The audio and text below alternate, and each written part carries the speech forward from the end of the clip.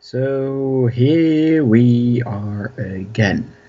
I hurry back from my work just to be in time, just so we can record another Elton John review, hoping that once again we will not take 2 weeks to get through an album, but well, it seems my luck has deserted me once more, because Greg once again is not here. John Wayne somehow is, which I'm not going to question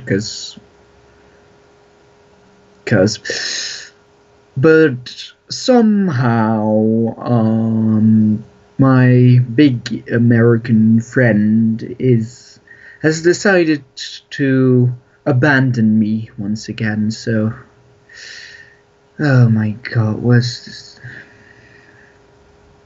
You'd think for somebody who's as obsessed with the year 1989 as Greg is, he'd show up on time when we actually review the album released in 1989. But of course, no. Just imagine that he would. Just imagine it. And oh, you gotta be fucking kidding me. Oh my God. There he is again. Oh no. Oh no. Oh no. What? Where's he going? Can somebody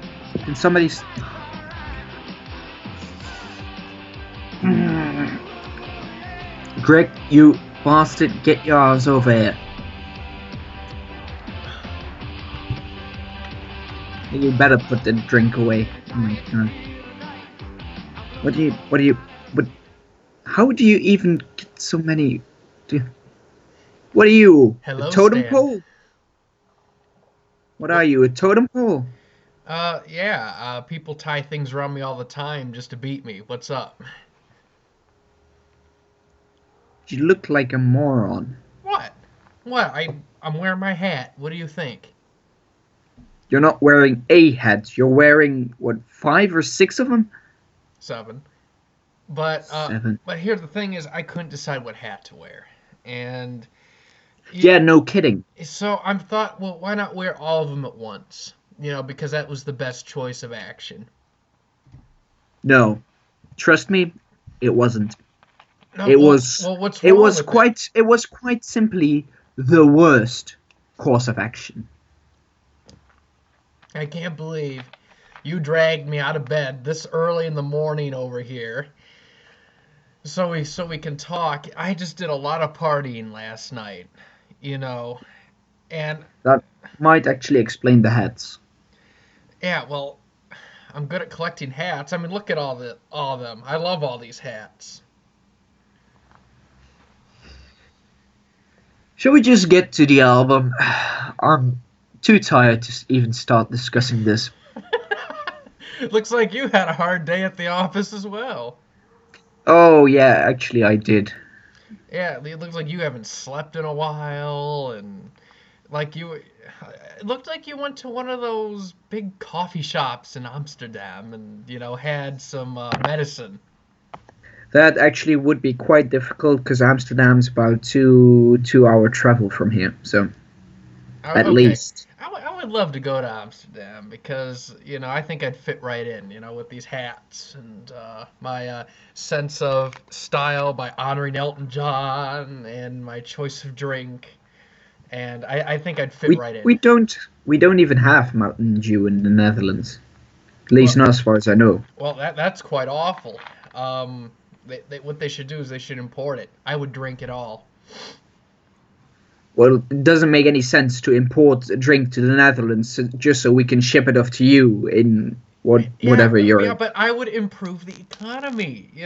I would make it so I would go there and just buy all the Mountain Dew in the Netherlands, and it'll increase the GDP, and there you go.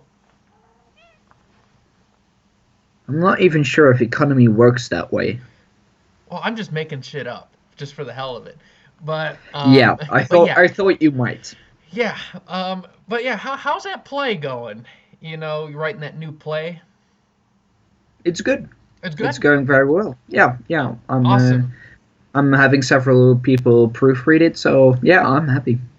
That's good. I wish you all the best, and I hope you're successful, and hopefully you get that big part in that big movie you're trying to do, that documentary with Elton John. Though that might be my American friend some fake news. There's Well, no documentary in the works here. I think I gotta check my sources. So Yeah. I'll tell you what. There's a little bit of an important day today because we got an album review coming up, and Gee, no kidding. I yeah, was wondering why you called me up at Skype and then disappeared for no reason. yeah. Well, the thing is, that's just the way the world works sometimes, where stuff just tends to happen. And yeah, so what we're gonna do is, before we start talking about it, we're going to flicker over to the pictures and the music just to kind of give, some sort of idea on what we'll be doing, and so everybody knows. Yeah, well, go ahead. Go ahead, and I will see you in 30 seconds or so. Yeah. Yeah.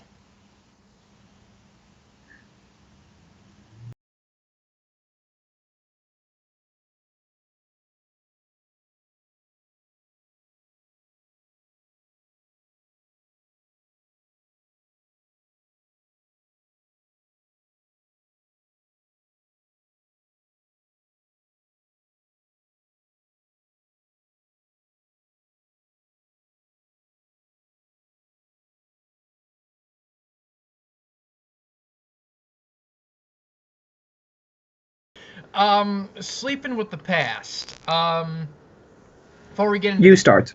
Yeah, before we get into the tracks, I was gonna say if you had any last minute things to say before we get into the tracks.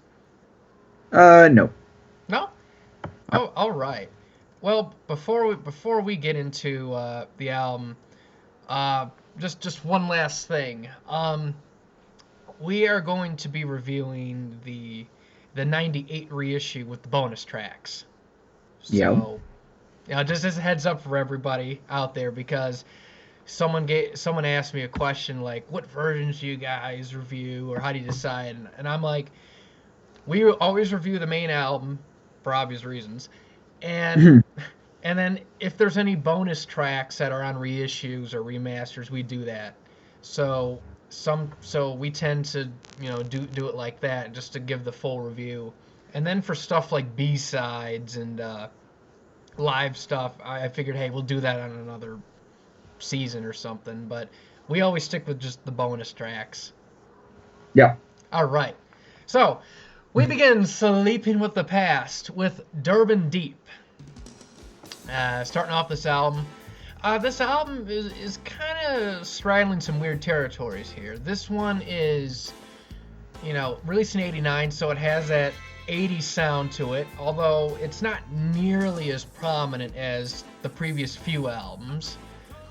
And it's kind of like a throwback retro album in respects, because, this album sort of has like a '60s theme to it, a soul theme, a Motown theme, an R&B theme to it. And, these results, clashing of different eras can lead to some, cataclysmic stuff or brilliance or head scratching. I don't know. But stick around and, you'll find out what we think. Durban Deep for me, it's a decent opening song. I don't hate it at all. I don't love it.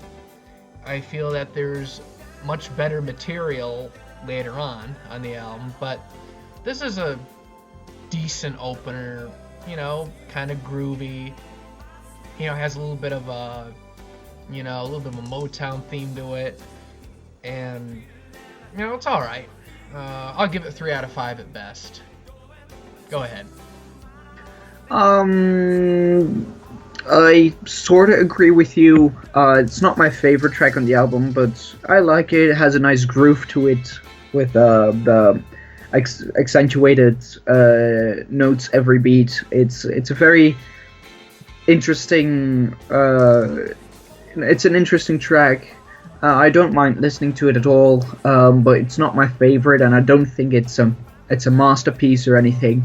I'm gonna give it slightly higher. I'm gonna go 3.5 out of 5 for this song.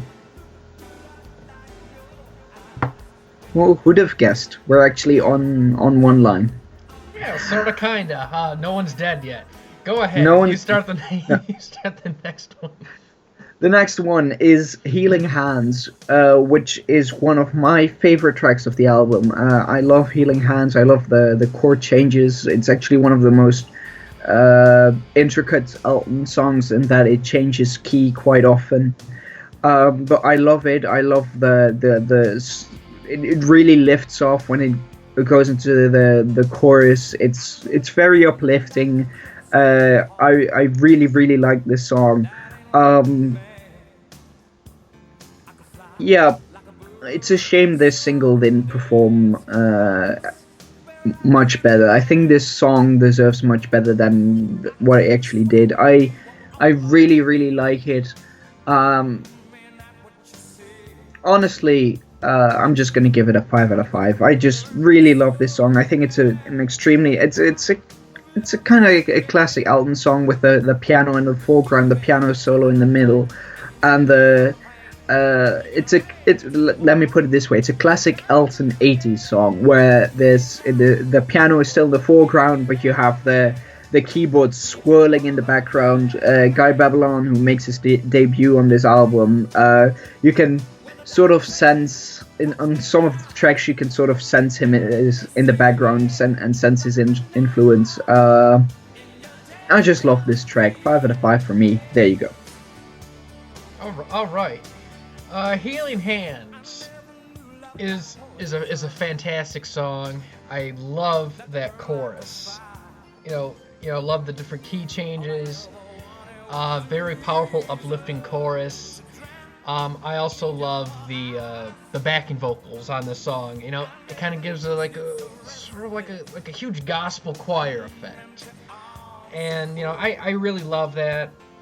I think this song, despite it, you know, being 80s-ish, you know, for lack of a better word, I think it's a wonderful song, great arrangement, and I think Elton sounds great on the song. And right at the tail end of the song, we got Elton doing some falsetto notes. So you know, there's another blow to the loss of falsetto, you know, people out there. So it's like, you know, there you go. That's to them. So something tells me you're extremely upset about the fact that some people think Elton lost his falsetto. Oh no, am I right? No, absolutely not. I am perfectly content and happy. Yeah, right. But no, people mistake passion and anger. It's not the same thing, especially coming from me. But but Healing Hands, absolutely amazing song. One of my absolute favorite songs from this era of Elton John, late 80s. I don't know if it's my absolute favorite, but it's up in at least the top 5. We're very close on the rankings. I am gonna give this almost a 5. I'm gonna give it, I would say, about 4 3/4. So you know, it shares the same ranking as another song that was done about 7 years before, but this is a far better song.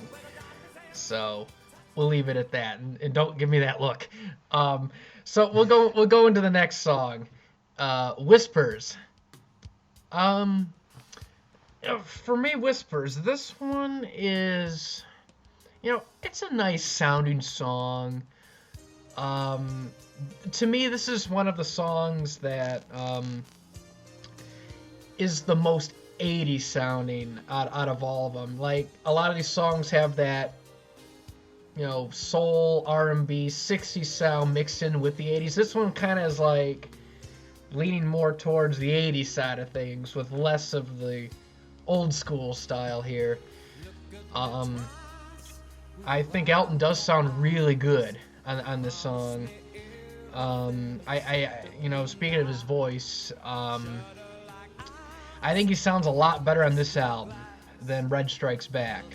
I find his tone to be, cleaner, a lot more dynamic, more resonant, and, I think he sounds wonderful on this whole album. And very surprising on vocals at certain spots of certain songs that I'll be getting to down the road. But Whispers, it's a pleasant listen. I don't think it's anywhere near as good as Healing Hands, but it's a pleasant listen. It's not bad at all. I'll give it 3.5 out of 5. It's all right. It's pretty good, But compared to some of these other songs, you gotta put something down lower on the totem pole. That looks like my hats here. Go ahead. Yeah, so Whispers. This song actually, for me, has quite an interesting history, because when I first listened to this album, I had decidedly more mixed feelings about it than I do now. The album has definitely grown on me, and Whispers is one of those songs. Whispers was a song that when I first heard it, I didn't like. I thought it droned on, it didn't go anywhere. However, in recent years, I've found myself actually liking it a lot more. I actually really like the song now. It has a nice ring to it. I love the chord changes. Yes, it is very 80s, but as I explained on the previous reviews, that's not something I particularly mind. So yeah, I actually kind of like this song. It's not as good as Healing Hands,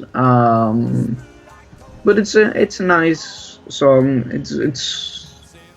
It's a nice song drifting in the background. It's not too present. It doesn't force its way into the foreground. So I'm gonna give this 4 out of 5. I think it's a really enjoyable song. Oh, all right. All right, go ahead. Start the next one. So the next one, yeah, this is again one of my favorite tracks of this album, "Club at the End of the Street." I love this song. I think it's a great song. It's apparently the single did really well in Denmark. Didn't do so hot anywhere else, although Elton did perform it at the One Night Only gigs. And I love this song. I think it's a great sounding song. It does, once again, with the synthesizers, have a very 80s feel to it. But I don't mind. I think it's a great song. For me, this is actually a 5 out of 5 song. Again, I'm strewing 5 out of 5s today. I just really love this song. This is one of the songs that, even when I'm not listening to the complete album, but just picking off songs, this is one of the songs I will always turn to lift my mood and get me in good spirits. All right. Club at the End of the Street. All right. Listening to this song, it's got a nice blend of, nice 60s sound to it. Got the 80s synthesizers, but it doesn't detract at all. I think it's a very nice combination on this song. I love the very gay-friendly messages during the song. Club at the end of the street, and I love going to certain clubs at the end of streets. Makes me very happy, and I love rendezvousing as well. So absolutely, it's a great song. This one was kind of a song that was a grower, because when I first heard it, I'm kind of in the same boat in terms of what you thought on Whispers. And when I first heard it, I'm like, I I mean, I didn't hate it, but it was like something I would skip or call it filler. But over time, I've grown to like the song, and it's a shame it was not performed very often. I mean, there's only a few performances, as you said, the one night only shows, and also that warm up show before it, the Wilkes-Barre one, that I believe you sent me that bootleg a long time ago. And you were like, here, listen to this. And I was like, all right, let me listen to it. And sure enough, there it is. Yeah, great show, by the way. Which, by the way, that show has the most amazing part where Elton does "Don't Go Breaking My Heart" as a solo song, singing both the parts, which is hilarious. It's done before. Also about the song, I really like the saxophone part, and I love the chorus. It's a very nice, catchy chorus. This is a good song. I really like this one a lot. I'm gonna give this a solid 4 out of 5. And good song. Hey, so far this album's been doing quite well. Yeah. No one's hating anything yet. Not yet, no. Not yet. So I think we're still alive from the Sleeping with the Past fanatics. Yeah, but I have a feeling that our luck is going to change really soon. Well, here's the thing. If you're attacked, I'll try to defend you. But if I'm attacked, will you defend me? I'll take that as a yes. Okay. Well, A little hesitation there. Well, we'll talk about it when that moment arrives. Okay. Okay. So we move on to the title track, "Sleeping with the Past." Yeah, this this was performed live on the tour, as well as "Healing Hands" and a few other songs on this album. This one I really, really like. It's got like a nice pop sound to it, like an 80s Elton pop song, but also has, bits and pieces of, of the 60s sound. Like, I love the keyboard playing on it. It's got a cool riffs in it, like the groove to it. It's got a little bit of like an R&B-ish sound to it, and I think it's a really solid song. Really like it, like the lyrics, and Elton, good vocals on it, and I think it's a solid song, a good song. I'll give it around a 4, maybe 4 1/4. So I'll give it right around there. I think it's good. How about you? Yeah, Sleeping with the Past. I'm just gonna come out and say it. I don't like this song. It's never done. Careful not to choke there, Greg. You okay?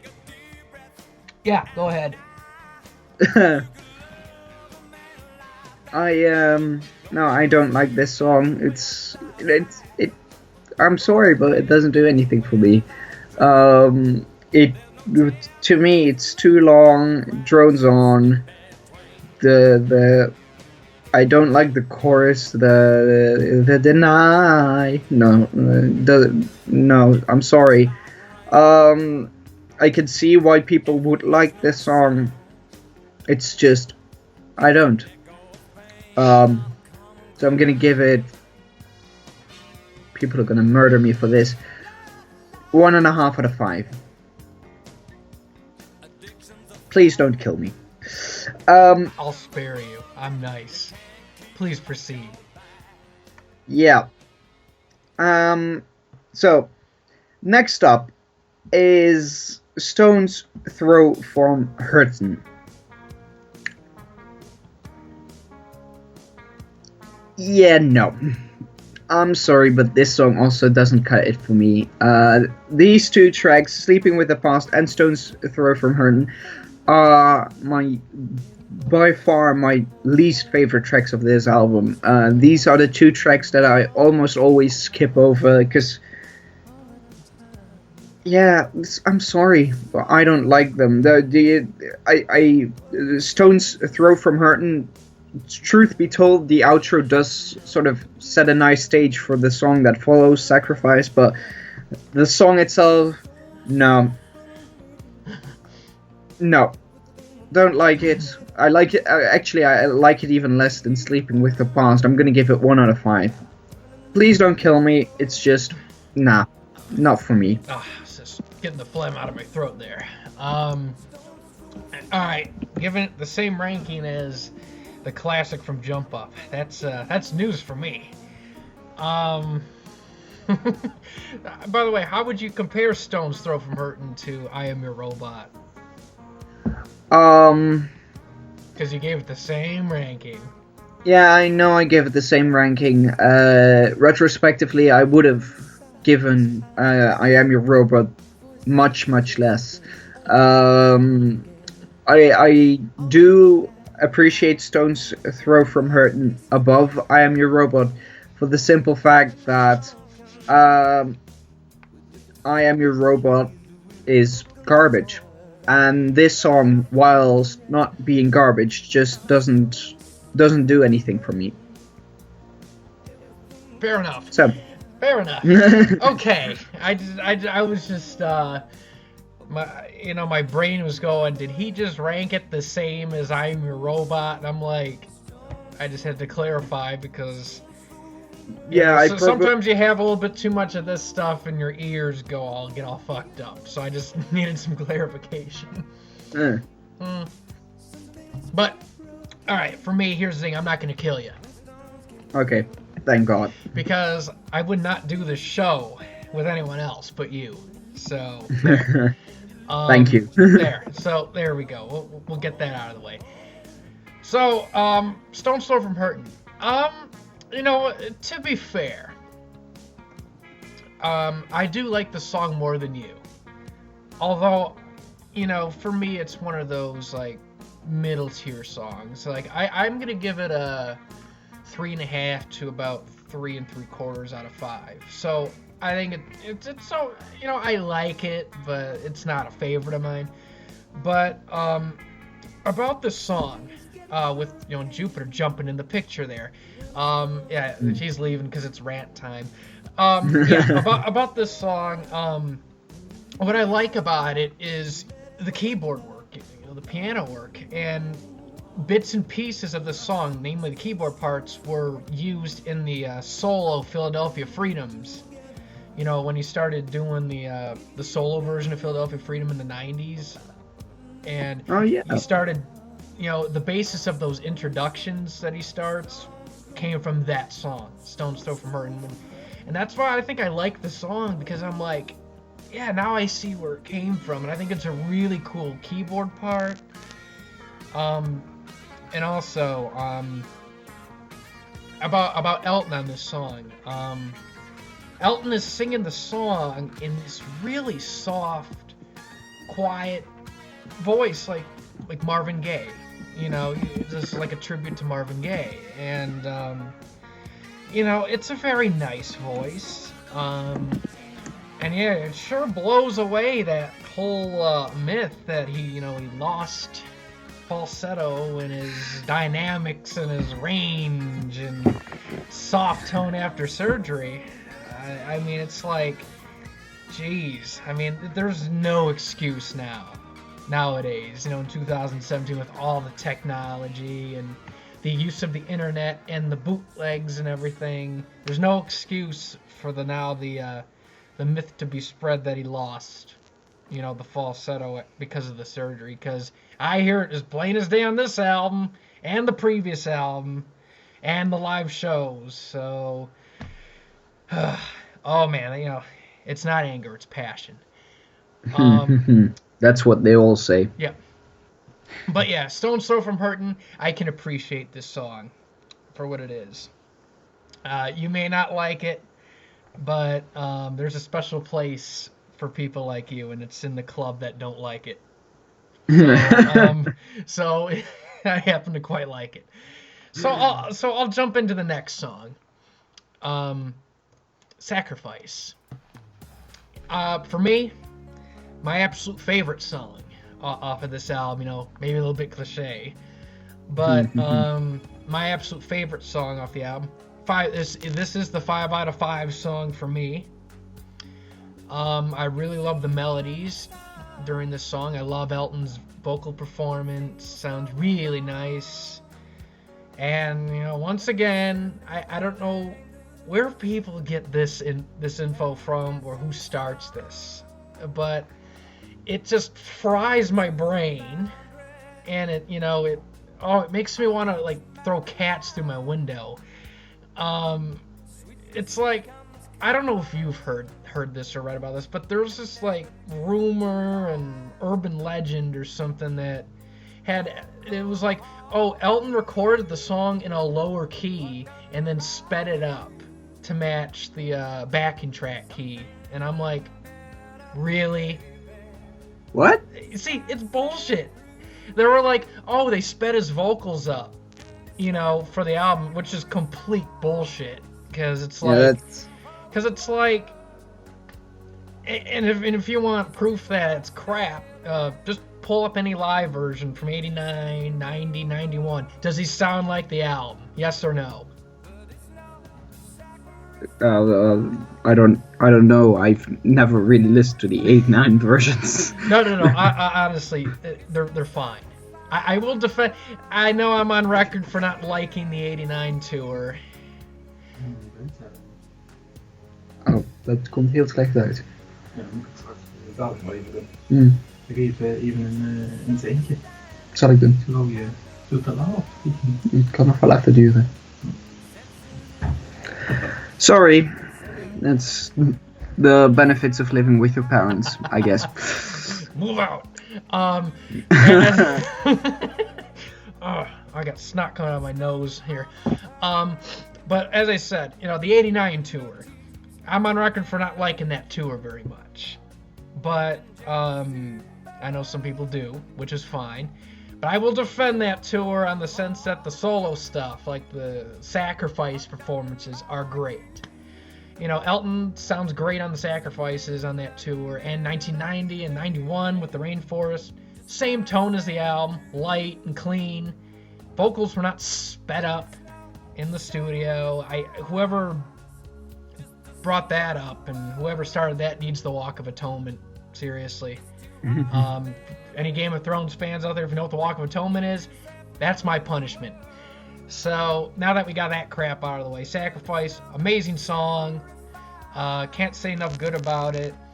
As much as I like band versions, I prefer solo versions with just Elton and the piano. That's a whole other topic. But the song itself is a classic. Deserves to be number one. It was his first number one in the UK. 5 out of 5. Actually 5+. How about you, Stan? I don't really have much to add. Yeah, Sacrifice, of course, is a 5 out of 5 song. It's amazing. I love the guitar work on it. Actually, contrary to you, I like the band version. I prefer the band versions over the solo versions. Not that I don't like the solo versions. It's just that I love, especially the One Night Only gig where they have the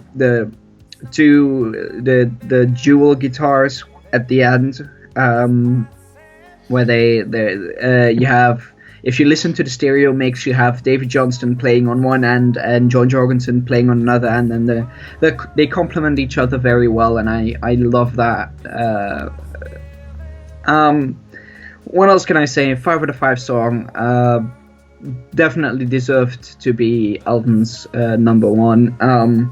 Although, just a quick mention in between, I also really like Sinead O'Connor's version. I don't know if you ever listened to the Two Rooms tribute album. Her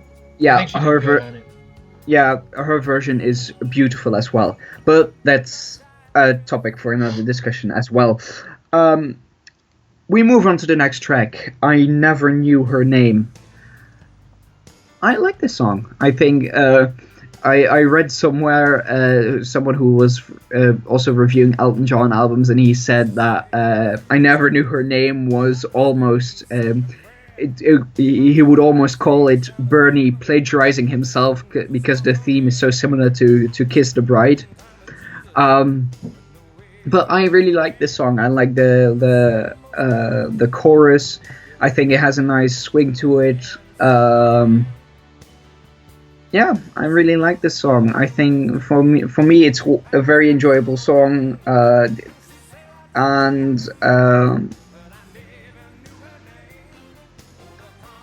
I'm actually gonna give this a 4.5 out of 5. I just really, really like this song.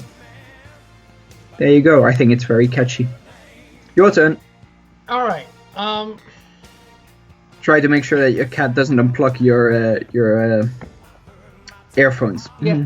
Yeah, because also this is the cat that unplugged my printer and I couldn't print off my notes, so I have to go off of memory and remember shit. But but yeah. Okay.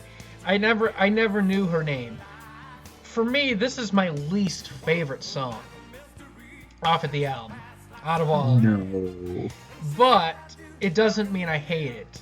I think it's decent. It's got a nice kind of quasi bluesy, gospel-y tone to it, and it's got a nice chorus. And I like the brass, or I should say I like the brass on there. I'm not quite sure if it's. I don't think. Is it actual brass or is it? No, I think it's the synthesizer. Like a digital, like on a synthesizer. But yeah, it has to be. It might be the Fairlight doing it, but no, there's no brass credited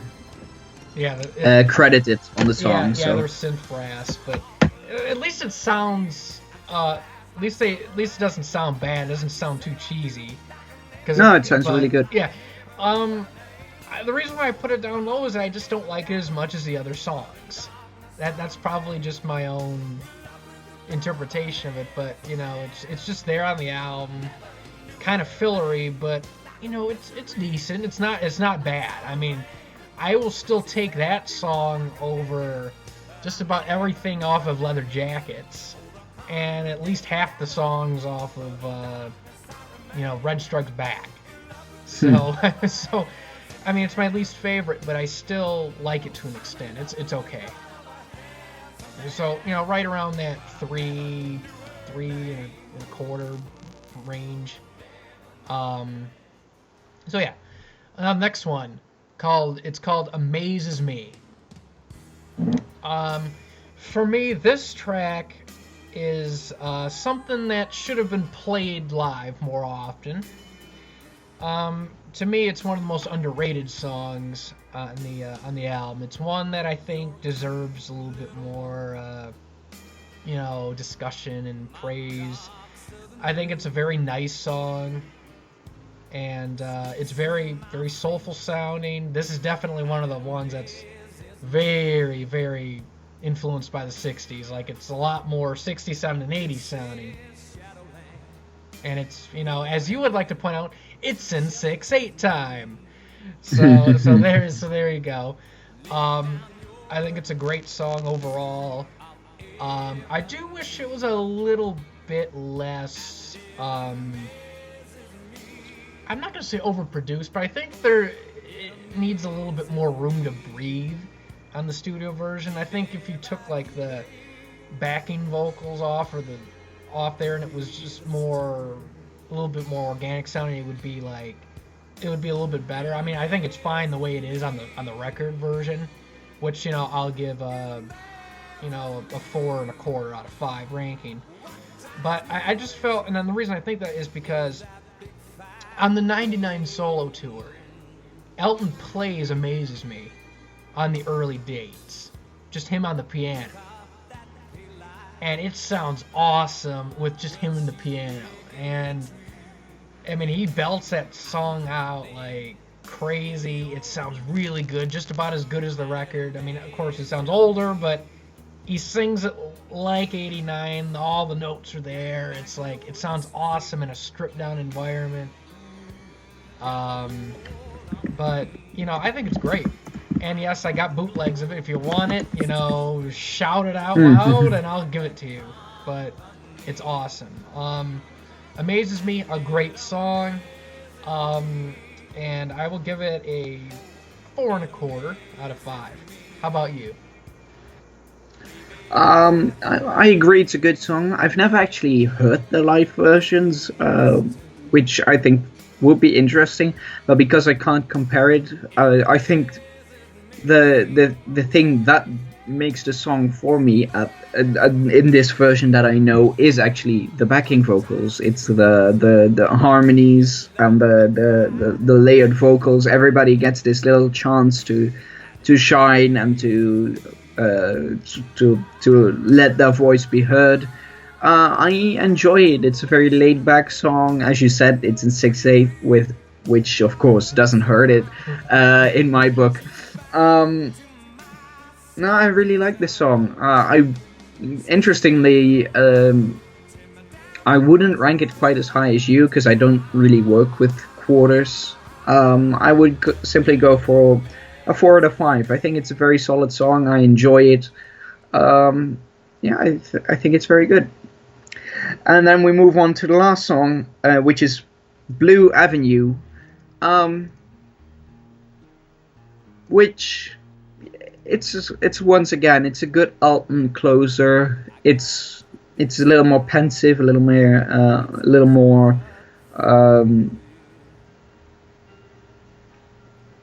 Yeah, it has more feeling to it. You know, some of the albums really just about healing hands is very joyous. Just let's have fun, club at the end of the street. And Blue Avenue is sort of like Elton usually does. It's a quiet closer, which works really well. I really enjoy it. I enjoyed the synthesizer solo that's in there. Although one thing that always does bug me a little bit is the fact that they did put drums on it. I think the track could have done without. Maybe that would have made it a little stronger in my book if it would have just been without the drums kicking in when they do.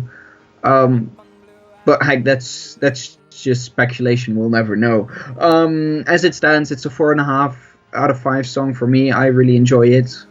So there you go. Your turn. All right, Blue Avenue. Great album closer. I agree about the drums. Take them out. I mean, unnecessary for this song. Just keep it, no drums, just Elton and the keyboards and everything else. Just take the drums out and we're good. But that being said, it's a great song overall. Elton sounds wonderful. Got some nice soft tones and falsetto in there. I'm sorry to ruin other people's day, but it's there on that song too. Will you stop chatting about his falsetto? My God, man, you're obsessed. I have to undo the damage. Well, you did like 1.5 review ago. Yeah, but I have to do it again.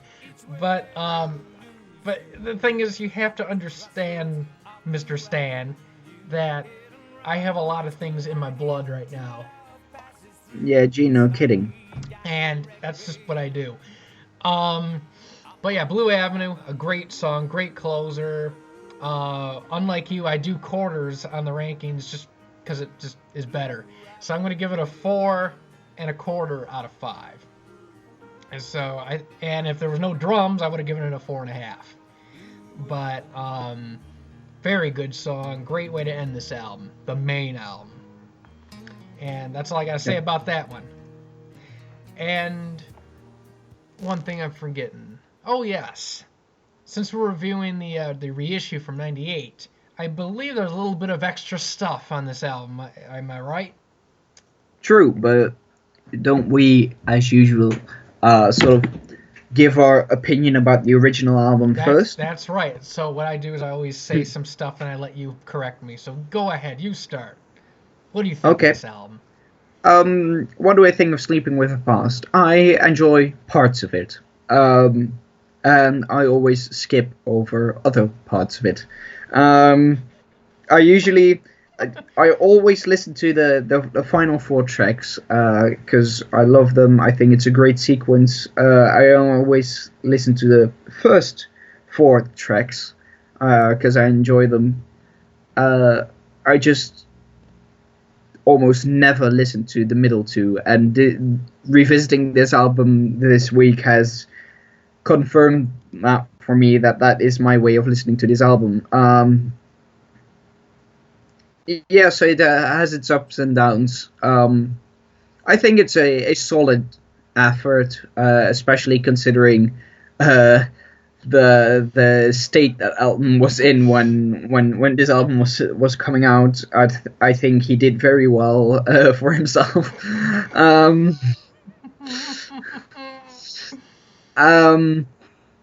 But yeah, I enjoyed this album, or at least I enjoyed the parts of this album that I've already mentioned that I enjoy, and I listen to them quite often. So there you go. Those are my final thoughts on the albums. For me personally, a mixed bag, but I can see why people enjoy it. Your turn. I'll be defending you in the future. For me, this album was released at a time, during sort of Elton's lean period commercially, where he, through the '80s he had some great stuff, some mixed bag stuff, and some stuff that isn't necessarily favorably rated. And this comes at the tail end of the '80s. The last album before Rehab, and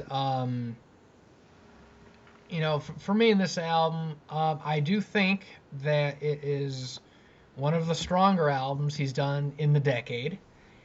I don't dislike any of the songs on the main album at all. There are some better than others. There's a couple that are borderline filler, okay, but there's nothing I would throw off the album or hate and everything. I mean, I gave a decent amount of like 4s, stuff for the ranking of 4s, and then there was a 5, and the lowest ranking is like a 3 to 3 1/4. So I mean, I don't hate this album at all. I think it's really good. Do I think it's his best album of the '80s? No. For me, this for me is his third best album of the '80s. I think this is better than Red Strikes Back, by far. A million times better than Leather Jackets. I think this is better than Ice on Fire. I think this is a little bit better than Breaking Hearts, and it's way better than Jump Up, and it's better than 21 at 33. So the only other albums in the '80s I'd rank over this would be The Fox and 2-0 for 0. But the thing is, yeah, despite Elton's troubles at the time, he did some great work on this album. I really like the clash of the themes, the '80s versus the '60s. I like the R&B and soul sounds and the gospel sounds. Really good stuff on this album, and I can see why people set up cults for this album. So I can understand it. I don't belong in them personally, but I do on the whole enjoy this album. And so to me, no, not really a mixed bag album. I think it's great overall. Some lower parts, but generally very good. Overall, I would probably give this, off the top of my head, somewhere in the 4 out of 5 category as a whole overall. So yeah, I think it's a very strong album overall. And Glad Sacrifice was a #1 hit. And that's what I think. And unlike some other albums he's released in the '80s, the choice of singles, didn't make me cry. So, we got Healing Hands and Sacrifice and Club at the End of the Street in that order, all made as singles. First 2 were re-released in May of 1990. That's where the #1 hit came from for Sacrifice. And so, yeah, good choice of singles. Great album overall. I enjoyed it. And you did as well, although a little bit less than me because of those middle 2 songs. So I will let you start the bonus tracks. Go ahead. All right. Well, the first one, and correct me if I'm wrong, is Dancing in the End Zone, um, which I enjoy. It's an enjoyable track. It's rather, 80s, which I don't mind, but it does it is rather cheesy, if you ask me. Um, I enjoy it. It's a fun listen. It's not something that I particularly uh, seek out to listen to when it comes to album songs. But it's a fun listen. It's a fun song. Nothing really harmful. Um, I'm gonna give this 3 out of 5. Um, well, for me, Dancing in the End Zone, yeah, it's upbeat, it's catchy, it is very cheesy, it's very 80s. This is more dated than any of the songs on the main album. Definitely. Yeah, these two bonus tracks do not sound like anything on the actual album. I can see why these were left off. Um, I actually think that song, Dancing in the End Zone, sounds like it would be on like Red Strikes Back or something Yep. like that. The song for me, it doesn't do much for me. I mean, I don't hate it or anything, but I don't know. It's just, it is what it is. It's 80s Elton cheesy pop with a catchy chorus. That's what it is. It's one of his cheesy pop numbers of the 80s. Don't hate it. I'd probably give it like a 2.5 out of 5. Somewhere right in the middle. Yeah. And the next song and the last bonus track, Love is a Cannibal. First of all, I get hungry looking at that title. I want to eat someone up. Thank God you're in the United States and not here. Yeah, fair enough. This song was featured on the Ghostbusters 2 soundtrack. And yeah, this is, again, like the previous song, it's very catchy. I like this one a little bit more than the other bonus track, but still, I would not seek this song out. I would not put this on Sleeping at all. I find it to be weaker than all the songs in Sleeping. I would stick it on Red Strikes Back because it has that, just sounds like it belongs on that album. I would give this like a 2 3/4, maybe bordering a 3. It's a little bit better than the previous bonus track, but still nothing I would like seek out and go, yay, listen to this fucking amazing masterpiece of the late 80s. No. So, these bonus tracks for me, filler, they're listenable, but nothing special. Go ahead, what do you think of that song? Yeah, Love is a Cannibal. I actually have the opposite reaction to you. I feel it's just a little less. I like it a little less than Dancing in the End Zone.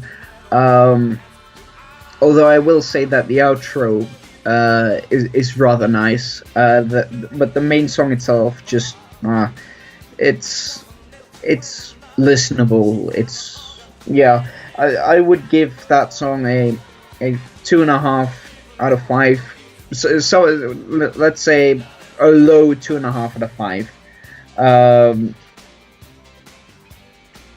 Nearing the 2 spectrum. And I completely agree with you that these bonus tracks don't really add anything to the Sleeping with the Past album because they don't sound like it. Sleeping with the Past has a very particular sound, which both these tracks do not fit into at all. So while I see that because since they were released as B-sides for singles from Sleeping with the Past, I see why they're included on the reissue, but for the album as a whole, I think it actually devalues the album because it sounds less like a whole, because the 2 bonus tracks don't really fit into the atmosphere that the album provides. No, because Sleeping's it's a theme album. It has the Motown '60s theme going on because it was inspired by all that, and it's a very cohesive album in a sense, and these two tracks just don't sound like it would completely fuck up the album. Yeah, You know, if and without that's also why while I do not like the two middle tracks like "Sleeping with the Past" and Stone's "Throw from Hurtin'," I would not change these bonus tracks with them because I knew it would ruin the album, the complete album.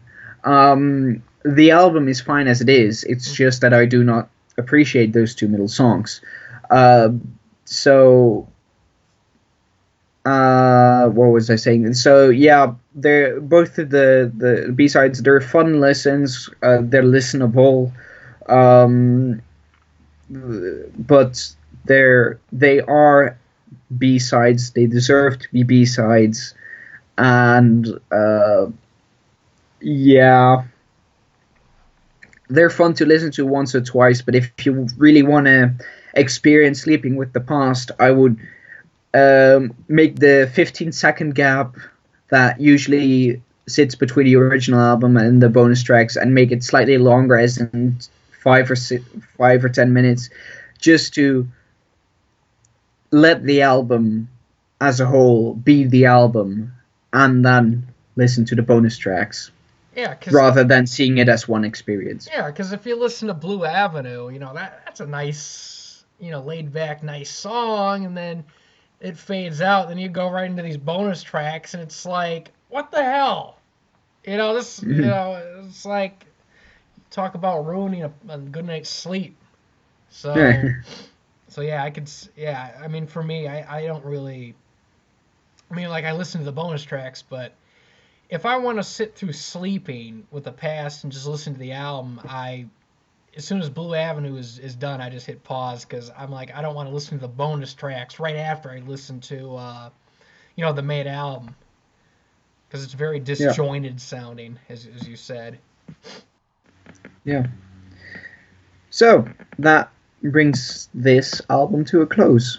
I think we agreed far more than we originally thought we would. Yeah, I mean, it's like the main thing that we differ on significantly is the two songs in the middle. And I never knew her name. Mm-hmm. Those two.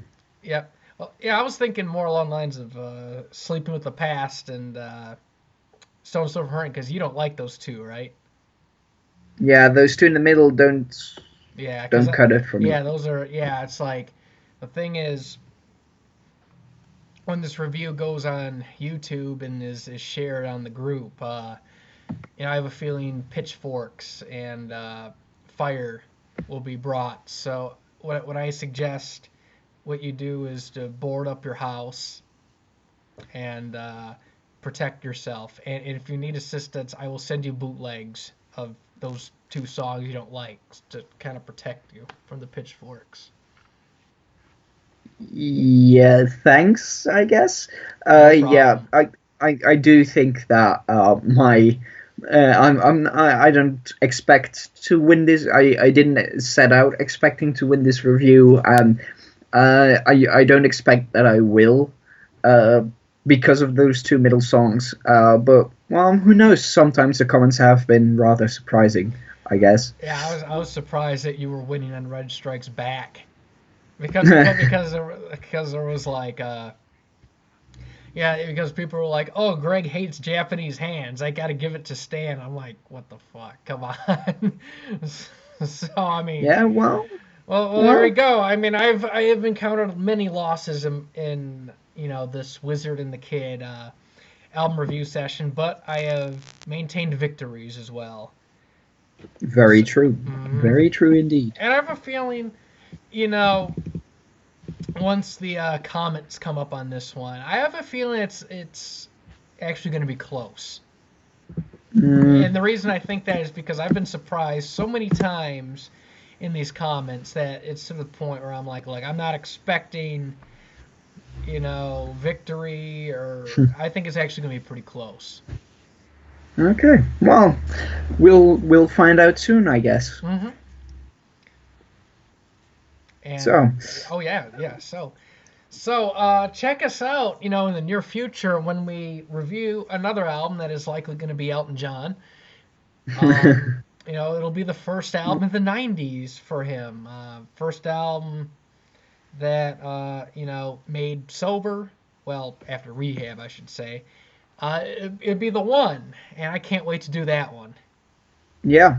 Yeah. Oh, I'm very interested to hear your opinions on that one as well. Likewise, because I know you've said, I believe on early reviews that after a certain point with the Elton albums, you get a wide variety of different views, especially with his '80s albums onwards. I think the Yeah. '90s, the three albums he did in the '90s, are gonna be even more unpredictable. Four. Four albums, right?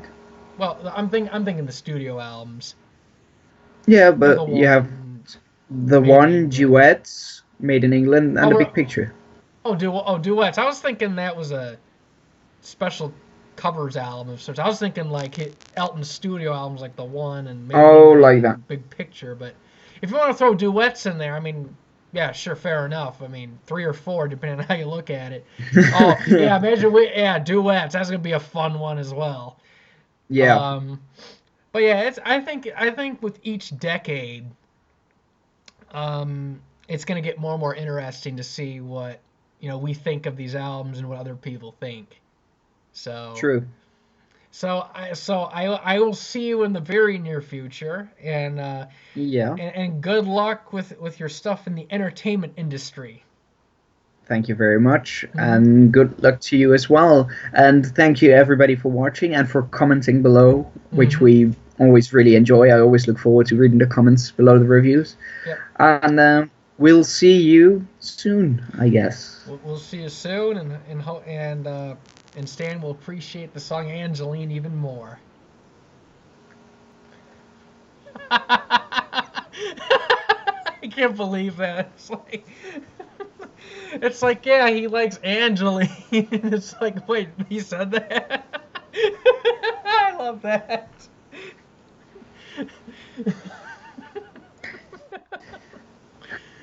That review is going to be the death of me one day. Which one? Leather jackets? Yeah, the whole Angeline controversy. What you said you liked it, or someone said you liked the song?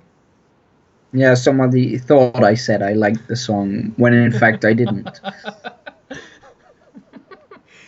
I don't know. That's like, I don't think anything can compare to the "I Am Your Robot" controversy, where I accidentally said the wrong rating for it, and I got belittled on that review. And then the Too Little for Zero one, I was belittled the first few minutes by you, saying I disgraced myself and all that.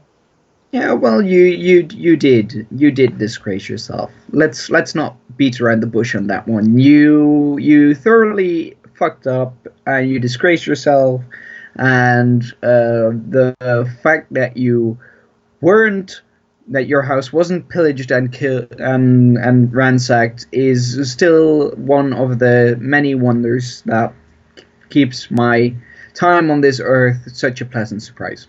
Yeah, but you liked Angeline and Japanese hands. I didn't like Angeline, and well, yeah, I do like Japanese hands, but hey, I got proven right by some people on that one. So there.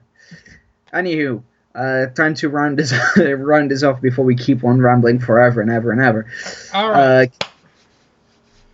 So we'll see you guys soon, and thanks very much for watching. Bye bye. And how do you Bye. how do you say goodbye in Dutch? Tot ziens. Tot ziens. Okay. I gotta work on my accent. It's not Dutch enough. All right. Bye bye. Bye.